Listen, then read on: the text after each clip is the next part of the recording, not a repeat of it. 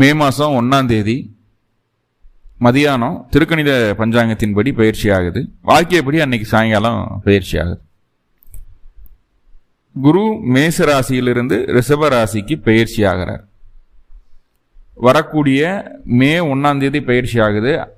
அடுத்த வருடம் 2025 மே மாதம் 15ஆம் தேதி வரைக்கும் ரிஷபத்துக்குள்ளதான் குடியிருக்க போறார். ரிஷபத்திலேயே வக்ரமாகிறாரு, வக்ர நிவர்த்தி ஆகிறாரு, அதிசாரம் ஆகிறாரு. ஆனா ஒரு ராசிலேருந்து இன்னொரு ராசிக்கு மாறல. முழுக்க முழுக்க குரு பகவான் ரிஷபத்துக்குள்ளேயே இருக்கக்கூடிய ஒரு சூழல். இந்த குரு பயிற்சி ஆச்சுன்னா ஒரு வருஷ காலம் ரிஷபத்தில் தான் இருக்க போறார். அதனால உங்களுக்கு என்னென்ன விஷயங்கள் நடக்க போகுது, அதாவது துலா ராசி துலா லக்னத்தில் பிறந்த அன்பர்களுக்கு என்னென்ன விஷயங்கள் நடக்க போகுது, என்னென்ன பாசிட்டிவ் என்னென்ன நெகட்டிவ் அப்படிங்கிறத நம்ம பார்க்க போறோம். துலா ராசி துலா லக்னத்திற்கு 8ஆம் இடத்தில் குரு மறைகிறார். இது வரைக்கும் ராசிக்கு 7ஆம் இடத்திலிருந்து குரு பார்வை உங்க ராசிக்கு கிடைச்சிட்டு இருந்தது. இந்த வியாழ நோக்கம் அப்படிங்கிறது சுபகாரியங்கள் செய்யறது, பிடிக்கிறது, இந்த மாதிரியான சூழல்கள் நடந்துட்டு இருந்தது. அதுக்குண்டான யோகத்தை அந்த குரு பகவான் கொடுத்துட்டு இருந்தார் அப்படிங்கிறத சொல்லப்படுது. 5ஆம் இடத்துல சனி பகவானும் நல்ல ஒரு ஸ்தானத்துல தான் இருக்காரு. இது வரைக்கும் 7ஆம் இடத்துல இருந்த ராகு, ராசிக்குள்ள இருந்த கேது பெயர்ச்சி ஆயிட்டாங்க போன வருடம் செப்டம்பர்ல. அப்போ ராகு 6ஆம் இடத்துக்கு போயாச்சு, கேது 12ஆம் இடத்துக்கு போயாச்சு. துலா ரொம்ப ரிலீஸா இருந்தது இத்தனை நாளா. இப்ப குரு மறுபடியும் 8ஆம் இடத்துக்கு பயிற்சி ஆகிறார்.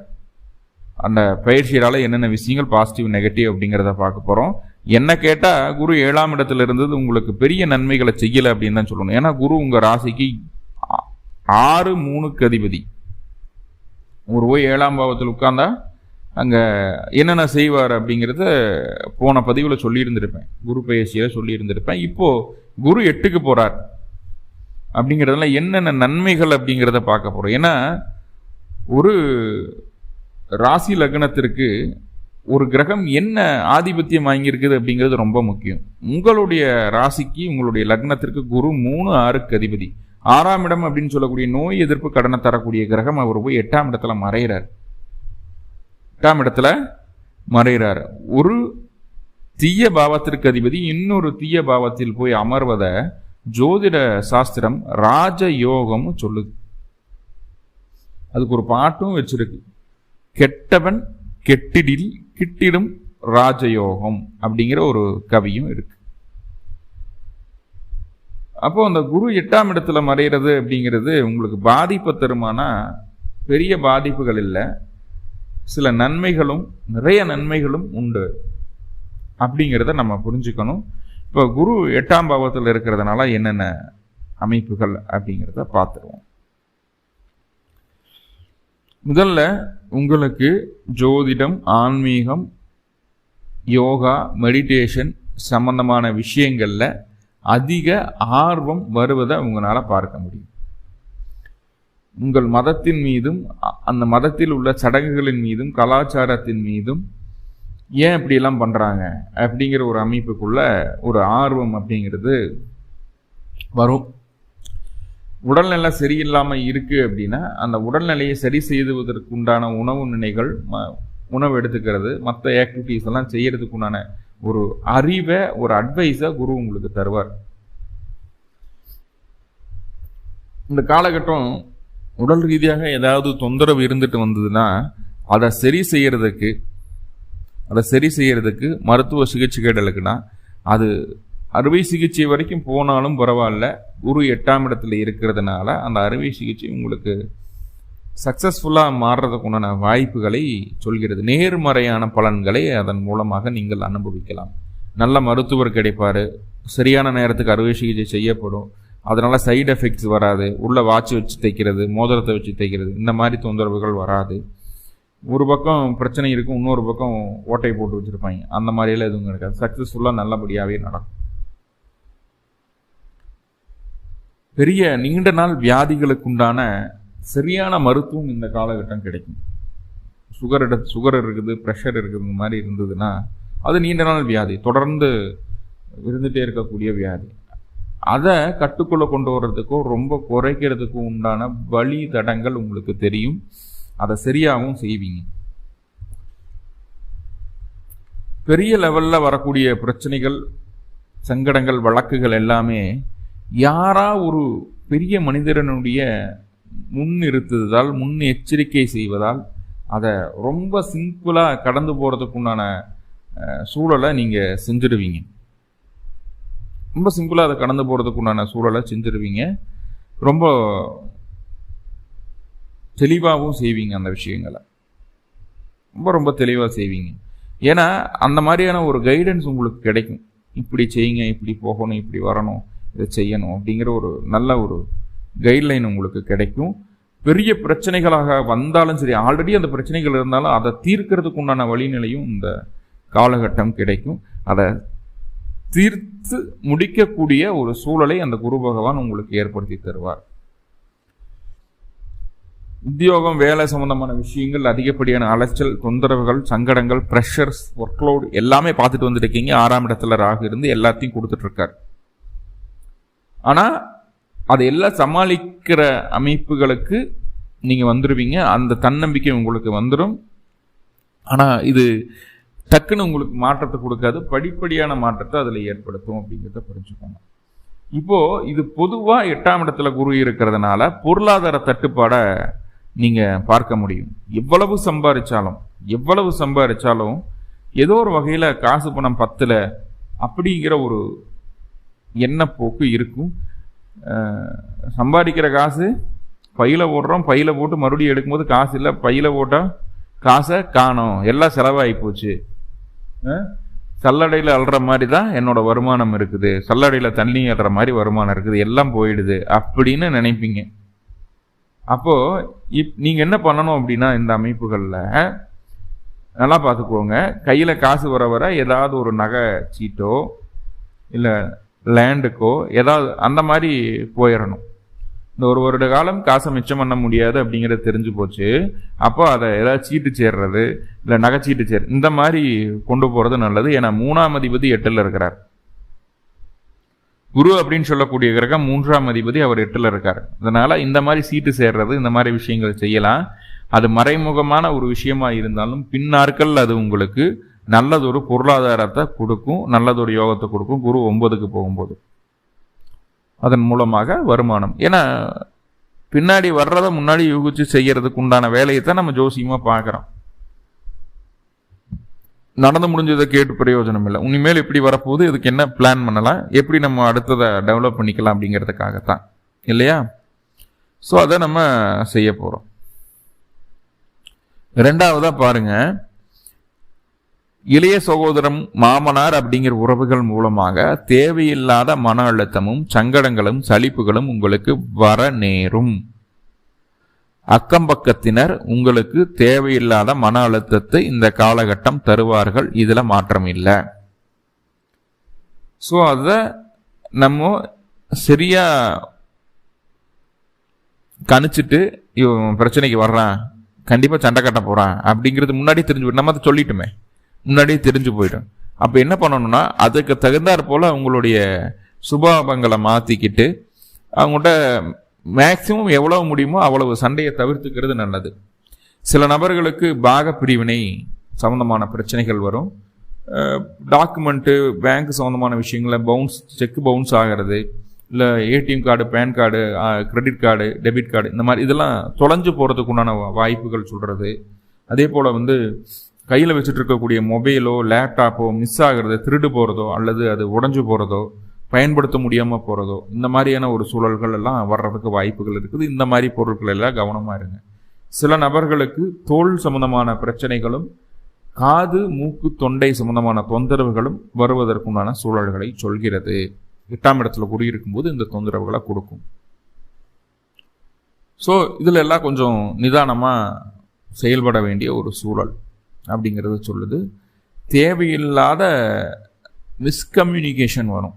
நீங்கள் மனசுக்குள்ள ஒரு விஷயத்தை நினைப்பீங்க, அந்த நினைச்ச விஷயத்தை நினைச்சபடியே சொன்னால் தப்பு கிடையாது, உங்களை பாராட்டுவாங்க. ஆனால் நீங்கள் மனசில் நினைச்ச விஷயம் ஒன்றா இருக்கும், அதை டெலிவர் பண்ணுற விஷயம் ஒரு மாதிரி இருக்கும். அதனால் தொந்தரவுகள் வருவதை உங்களால் பார்க்க முடியும். அப்போ தேவையில்லாத விஷயங்களை வெளியில் சொல்ல வேண்டாம், மிஸ்கம்யூனிகேட் பண்ண வேண்டாம். அல்லது ஒருத்தர் உங்ககிட்ட ஒரு விஷயத்த சொல்லியிருப்பாரு, அந்த விஷயத்த நீங்கள் இன்னொருத்தர்கிட்ட சொல்லுவீங்க. உங்களுக்கு வந்த தகவல் பொய்யான தகவலாக இருக்கும். நீங்கள் இன்னொருத்தர்கிட்ட சொல்லும்போது அதுவும் பொய்யான தகவலாக மாறும். உங்ககிட்ட சொன்னவன் தப்பிச்சுக்குவான், நீங்கள் ஒரு பக்கம் சொன்னீங்க இல்லையா, அவன் உங்ககிட்ட சண்டைக்கு வருவான். ஸோ அப்போது ஊர்ஜிதம் இல்லாத எந்த ஒரு தகவலையும் பொது வழியில் பேச வேண்டாம். ரெண்டாவதாக ஜாமீன் போடுறது, ரெக்கமெண்டேஷன் பண்ணுறது, இந்த வேலைகள் கூடவே கூடாது. இதன் மூலமாகவும் தொந்தரவுகள் உங்களை தாக்கும் அப்படிங்கிறத சொல்லலாம். ஸோ இதெல்லாம், இந்த விஷயங்களெல்லாம் கவனமாக இருக்கணும். இளைய சகோதர வழி உறவுகள் உங்களுக்கு கொஞ்சம் தொந்தரவுகளை கொடுக்கும். இளைய சகோதரத்துக்கு வேலை கிடைக்கலன்னா அவங்களுக்கு வேலை கிடைக்கும் இந்த காலகட்டம் உங்களுடைய உதவியால். அதனால் சின்ன சின்ன டென்ஷன் ப்ரெஷரை நீங்கள் அனுபவிப்பீங்க. அதை பற்றி கவலைப்பட வேண்டாம். அவர்கள் மூலமாக உங்களுக்கு அந்த உதவிகள் கிடைப்பதை உங்கள் மூலமாக அவர்களுக்கு அந்த உதவிகள் கிடைக்க, அவர்களுக்கு வேலையும் கிடைக்கும். அவர் கொஞ்சம் கடன் பிரச்சனைகள்லேருந்து நிவர்த்தி பெறுவதற்குண்டான வழிகளையும் நீங்கள் சொல்லி காட்டுவீங்க. உங்களுடைய கடன் அப்படிங்கிற விஷயம் படிப்படியாக குறைப்பதற்குண்டான வழி என்னவோ அதை தேடி போவீங்க. அதே போல் உடல் ஆரோக்கியம் அப்படிங்கிறது சற்று மேம்படக்கூடிய ஒரு சூழலை தான் சொல்லுது. என்ன காரணம் அப்படின்னா, குரு 8ஆம் இடத்துல மறைஞ்சாலும் அவர் 6ஆம் அதிபதியாக இருக்கிறதுனால நோயினுடைய வீரியம் குறைக்க வேண்டிய கட்டாயத்தில் குரு இருக்கிறார். இப்போ நோயின் வீரியம் குறைவதை உங்களால் உணர முடியும். நல்ல டாக்டர்ஸ் கிடைப்பாங்க, நல்ல மருத்துவம் கிடைக்கும் அப்படிங்கிறத நம்ம புரிஞ்சுக்க வேண்டியது இருக்கும். மாமன், தாய் மாமன் அப்படிங்கிற உறவு உங்களுக்கு ஆப்போசிட்டாக செயல்படுறதுக்கு உண்டான வேலைகள் இருக்குது. ஸோ அதில் மட்டும் கவனமாக இருங்க. தாய் மாமன் உறவு உங்களுக்கு ஆப்போசிட்டாக செயல்படும். வேலையில் இருந்து வந்த பிரச்சனைகள் கம்மியாகும். வெளியூர், வெளிமாநில, வெளிநாடு போய் வேலை செய்யணும், இல்லை வெளியூர், வெளிநாட்டில் வேலைகளை பார்த்துட்டு இருக்கீங்க, அதுக்குண்டான முயற்சிகள் செய்கிறீங்க அப்படின்னா இந்த காலகட்டம் அது உங்களுக்கு சாதகமாகவே அமையக்கூடிய ஒரு அமைப்பாக பார்க்கப்படுகிறது. வேலையில் இருந்த டென்ஷன் ப்ரெஷர் படிப்படியாக குறையும். முழுசாக டக்குன்னு மாறாது, படிப்படியாக குறையும். அது சமாளிக்கிறதுக்கு உண்டான தைரியம் உங்களுக்கு பிறக்கும் அப்படிங்கிறத நம்ம சொல்லிக்கிறோம். இப்போ குரு 8ஆம் இடத்துல இருக்கிறதுனால நிறைய விஷயங்கள் நன்மைகள் இருந்தாலும் சின்ன சின்ன தீமைகள் இருக்குது 8ஆம் இடத்துல குரு இருக்கிறதுனால. பாருங்க, 8ஆம் இடத்துல குரு இருந்தால் தன்னுடைய சிறப்பு பார்வைகளால் 3 ராசிகளை பார்க்கும். அது உங்கள் ராசிக்கு 12ஆம் இடம், உங்கள் ராசிக்கு 2ஆம் இடமான விருச்சகம், உங்கள் ராசிக்கு 4ஆம் இடமான மகர ராசியை குரு பகவான் பார்ப்பார். இப்போது குரு 8ல் இருக்கிறதுக்கு உண்டான பலனை பார்த்துட்டோம். குரு இந்த ராசிகளை பார்க்கும் இல்லையா, இந்த ராசிகளை பார்க்கறதுனால என்னென்ன பலன் உங்களுக்கு நடக்க இருக்கு அப்படிங்கிறத பார்ப்போம். முதல்ல உங்கள் ராசிக்கு 12ஆம் இடத்தை தன்னுடைய 5ஆம் பார்வையாக குரு பார்க்குறாருங்க. 12ஆம் பாவத்தை குரு பார்க்கறதுனால என்னென்ன விஷயங்கள் அப்படிங்கிறத பார்ப்போம். முதல்ல செலவினங்களை அதிகமாக பார்க்க வேண்டிய ஒரு சூழல், அதிகப்படியான செலவுகள் வரும். அதனால தான் பொருளாதார தட்டுப்பாடு உங்களுக்கு வருதுன்னு சொல்லியிருந்தோம். ஆனால் குருவின் பார்வை 12ஆம் இடத்துக்கு இருக்கிறதுனால அந்த செலவுகளை சமாளிக்கிற அளவுக்கு உங்களுக்கு எல்லா விதமான சூழலும் உங்களுக்கு சாதகமாக அமையும். அதுதான் ரொம்ப முக்கியம். செலவுகளை சமாளிக்க முடியும், உங்களால் முடியாமல் போகாது. அதனால தான் சொன்னேன், செலவுகள் இப்படியெல்லாம் ஆகுது அப்படிங்கிறதுக்காக தான் அந்த சேமிப்பு அப்படிங்கிற விஷயத்த பாருங்க அப்படின்னு சொன்னேன். நகைச்சீட்டு போடுறது, ஏலச்சீட்டு, இந்த மாதிரி எல்லாம் சேமிப்புகளில் கொஞ்சம் கவனம் செலுத்த வேண்டிய ஒரு சூழல் உங்களுக்கு உண்டு. என்னதான் செலவுகள் வந்தாலும் அந்த செலவுகள் உங்களுக்கு சாதகமான செலவுகளாக இருக்கும், சுப செலவுகளாக இருக்கும். குரு சுபகிரகம் இல்லையா, சுபகிரகம் பார்க்கறதுனால சுப செலவுகளாக இருக்கும். அது மருத்துவத்துக்காக செலவு பண்ணாலும் அந்த மருத்துவத்துக்கு உண்டான செலவு பிரயோஜனமாக இருக்கும். அந்த நோயிலிருந்து உங்களை நீக்கி வெளியெடுத்து கொண்டு வரதுக்கு உண்டான வேலையை அந்த கிரகம் செய்யும். அதனால அது உங்களுக்கு சாதகமாகவே இருக்கு அப்படின்னு சொல்லலாம். அதே போல் முன்னாடியே சொன்ன மாதிரி 12ஆம் இடத்தை குரு பார்க்கறதுனால நீண்ட நாளாக மருத்துவம் எடுத்துகிட்டு இருக்கிறீங்க, இல்லை ஹாஸ்பிட்டலில் அட்மிட் ஆகி சில மருத்துவம் பார்த்துட்டு இருக்கீங்க அப்படின்னா அதிலிருந்து ஹாஸ்பிட்டல்லேருந்து வீட்டுக்கு வர்றதுக்கு உண்டான வேலைகளை செய்து நல்ல மருத்துவம் கிடைக்கும். அறுவை சிகிச்சை போன்ற விஷயங்கள்லையுமே உங்களுக்கு ஒரு சாதகமான சூழல் அமையும். அந்த அறுவை சிகிச்சை சக்ஸஸ்ஃபுல்லாக நடக்கணும் அப்படின்னு சொல்லியிருந்தேன். இங்கே 12ஆம் இடத்துல குரு பார்வை இருக்கிறதுனால ஒரே ஒரு விஷயம் என்னென்னா, ரொம்ப கவனமாக நம்ம கையாள வேண்டிய விஷயம் என்ன அப்படின்னா, நல்லா பார்த்துக்கோங்க, ஷேர் மார்க்கெட்டில் தேவையில்லாத முதலீடுகளை செய்யக்கூடாது. அப்போ நான் எனக்கு அதுதான் தொழில், அதை பண்ணவே கூடாதுன்னா நல்லா பாருங்கள். டேர்ம்ஸ் அண்ட் கண்டிஷன் சொல்லுவாங்க, அந்த விதிமுறைகள் விதிமுறைகளை கவனமாக பார்த்துட்டு அதுக்கப்புறம் அதில் இன்வெஸ்ட்மெண்ட் பண்ணுறது சிறப்பு. ஏன்னா 12ஆம் இடத்துக்கு குருவினுடைய தொடர்பு இருக்கும்போது இந்த விதிமுறைகளை நம்ம சரியாக கவனிக்க மாட்டோம். இப்படியெல்லாம் இருக்கு அப்படிங்கிறத நம்ம யோசிக்க மாட்டோம், கவனிக்க மாட்டோம். கவனிக்காமையே இன்வெஸ்ட் பண்ணிடுவோம். பண்ணதுக்கு அப்புறம் தான் நம்மளுக்கு தெரியும், ஐயோ இதில் இப்படி இருக்குது, இதனால நிறைய ப்ராஃபிட் கிடைக்காது, கொஞ்சமாக தான் வரும், இல்லைன்னா கிடைக்கிற ப்ராஃபிட் அவன் பகுதி எடுத்துக்குவான் அப்படின்ற மாதிரி இருக்கும். அதில் சின்ன சின்ன மைனூட்டான சின்ன சின்ன விஷயங்கள் இருக்கும். அப்போது அந்த டாக்குமெண்ட்டை, அந்த டேர்ம்ஸ் அண்ட் கண்டிஷன்ஸை பக்காவாக ஸ்டடி பண்ணிவிட்டு அதுக்கப்புறம் இன்வெஸ்ட்மெண்ட் பண்ணுறது நல்லது. அப்படி பண்ணும்போது தேவையில்லாத இழப்பீடுகள் தவிர்க்கப்படும். அதே போல் இந்த காலகட்டம் நல்ல தூக்கம் வருங்க, அதில் மாற்றமில்லை, நல்ல தூக்கம் வரும். உடலுக்கு மனதிற்கும் ஓய்வு தேவைப்படக்கூடிய காலகட்டம். தேவையான ஓய்வும் உங்களுக்கு கிடைக்கும். சொந்த தொழில் செய்யக்கூடிய நபர்களுக்கு அதிகப்படியான முதலீடுகளை செய்ய வேண்டாம். தேவையில்லாத அலைச்சலும் செலவுகளும் வர்றதுக்கான வாய்ப்பு சமாளிக்க முடியும். செலவு என்ன பண்ணுறது? அப்போது தேவையில்லாமல் முதலீடு செய்யாமல் இருந்தாலே பண இழப்பீடுகளை தவிர்த்துக்கலாம் அப்படிங்கிறத நம்ம புரிஞ்சுக்கணும். அதே போல் குருவின் பார்வை, தன்னுடைய 7ஆம் பார்வை உங்களுடைய ராசிக்கு 2ஆம் இடத்துக்கு வருது. அப்போது குடும்பத்தில் இருந்து வந்த பிரச்சனைகள், சங்கடங்கள், தவிப்புகள் எல்லாமே நிவர்த்தி ஆகும். குடும்பத்தில் ஒரு புது உறவு உருவாவதற்குண்டான வாய்ப்புகள் இருக்குது. குழந்தை பிறப்பு, இல்லை திருமணமாகாதவங்களுக்கு திருமணம் ஆகிறது.